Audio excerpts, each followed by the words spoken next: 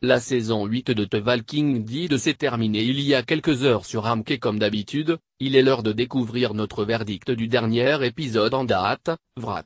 Évidemment attention aux spoilers si vous ne voulez rien savoir. Globalement le saison finale se déroule de façon relativement attendue pour tous ceux qui avaient connaissance des spoilers existants sur l'épisode, et malgré une absence totale de mort hormis les Saviors. Et une résolution un poil rapide comparée à la longueur de l'intrigue contre Negan, c'est un dernier épisode plutôt satisfaisant que nous a livré Scott Gimple avant de céder sa place à Angela Kang. Hommage à Carl pendant une bonne partie de l'épisode, c'est Negan qui semble avoir le dessus. Rick suit les faux plans qu'il lui donne et se retrouve, avec tout le groupe, dans un champ et a priori pris au piège. Mais alors que la voix de Negan retentit sans pouvoir être située et qu'une rangée de Saviors apparaît, prêt à les décimer, le plan de Negan se retourne littéralement contre lui. Et oui, je n'avais bien trafiqué les munitions grâce à une idée du père Gabriel. Il regagne donc sa place parmi les gentils, mais pas avant une scène aussi drôle qu'inattendue dans laquelle Rosita lui donne un coup de poing pour se venger du vomi. Après ça, sa rédemption est complète mais on est curieux de voir comment il se réintégrera au groupe qu'il a pensé traître pendant si longtemps.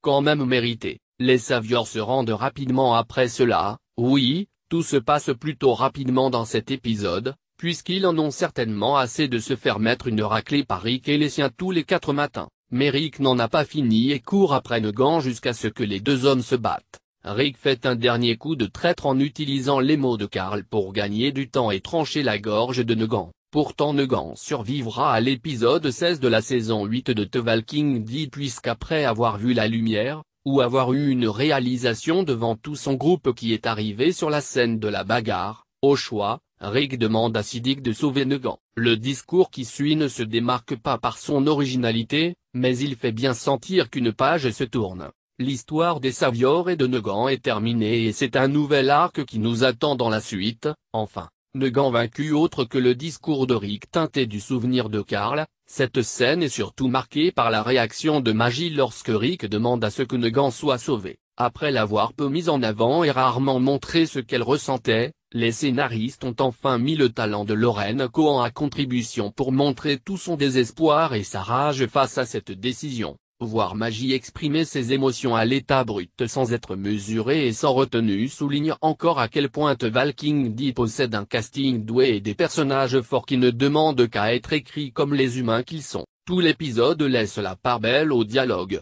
et on ne le répétera jamais assez, lorsque les personnages disent autre chose que c'est comme ça qu'on survit ou ses variantes, ils ont une incroyable capacité à nous faire ressentir les choses. Il en va de même avec Dwight, qui a échappé à la mort mais qui se trouve toujours entre deux camps. Daryl décide donc de l'épargner et de l'envoyer retrouver Sherry. Mais Dwight livre avant cela un monologue touchant et convaincant qui fait que son personnage, et le talent d'Austin Amelio, nous manqueront dans la suite. Avec Negan vaincu, Dwight enfuit, le père Gabriel qui retrouve sa cécité et jeune de nouveau du bon côté. C'est un épisode plein d'espoir et qui penche inhabituellement du côté du happy ending que nous a offert AMC. Il faut dire que Rick et Co ont aussi eu l'aide d'Oceanside pour vaincre les Saviors. La communauté est arrivée pile au bon moment pour venir en aide à Tara. Un timing parfait comme c'est souvent arrivé ces derniers temps dans The Walking Dead mais pour une scène tellement courte qu'on ne peut s'empêcher de penser tout ça pour ça.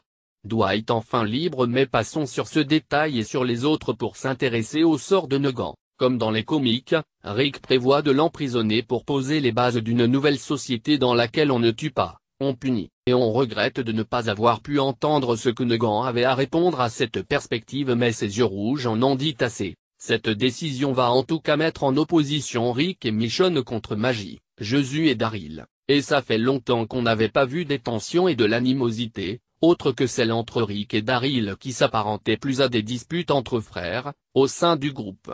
La détermination de Maggie nous a d'ailleurs subtilement rappelé celle de Shan, qui lui aussi était persuadé que Rick avait tort sur sa façon de faire les choses. Future prisonnière, on imagine donc que la saison 9 de The Walking Dead explorera ces conflits et on a hâte d'en voir les conséquences sur les personnages et les intrigues, tout en espérant que Maggie ne tombe pas du mauvais côté puisqu'elle reste de nature juste et sensée. Enfin du côté de Morgan, C'est à la décharge qu'il se rend et c'est donc dans le premier épisode de Fear the Walking Dead qu'on pourra concrètement voir son départ pour le Prokel. Il invite d'ailleurs Jadis de la part de Rick à rejoindre Hilltop, et on s'étonne un peu du manque de méfiance de Jadis que Rick a abandonné comme une vieille chaussette dans sa décharge peu de temps auparavant. Mais Morgan avait besoin d'être seul et Jadis en avait sûrement marre de l'être. L'épisode se termine comme il a commencé, avec des images de Rick et Carl en train de se promener et Rick qui répond à la lettre de Carl. Un bel hommage au personnage qui rend bien légitime la décision de Rick et qui montre l'impact que son fils a eu sur sa façon de penser. Avec des airs de série finale, l'épisode 16 se révèle réussi malgré quelques facilités scénaristiques et une rapidité étonnante de la résolution du conflit.